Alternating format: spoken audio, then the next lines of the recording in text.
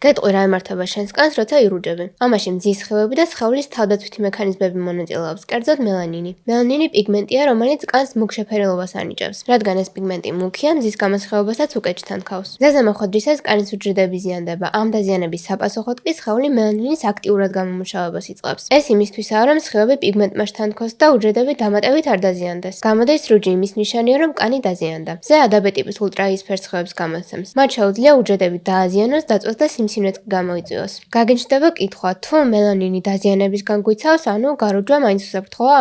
არა, იმიტომ რომ მელანინის გამოყოფამდე კანი უკვე დაზიანებულია. გაროჯვა სრულად უსაფრთხო მაშინაც კი არ არის, როცა მზის გადამცემ კრემს ვიყენებთ. ვერც მელანინი და ვერც SPF-ი მზის სხივებს სრულად ვერ შთანთქავს. 20 წლამდე ასაკში მიღებული დამწვრობა მნიშვნელოვნად შეიძლება 70-80%-იც კი ზრდიდეს კანის კიბოს რისკებს. დამწვრობა რომც არ მიიღო, რისკები მაინც არსებობს, რადგან ულტრაიისფერი გამოსხივება წლების განმავლობაში გროვდება. შესაბამისად, უსაფრთხო რუჯი არ არსებობს. ცხელ ამინდში გარეთ გასვლისას მზის გადამცავი კრემი უნდა გამოიყენო. თუ უფრო მუქი ფერის კანი გინდა, შეგიძლია ავტორუჯი წაისვა. ასე ბევრად უსაფრთხოა.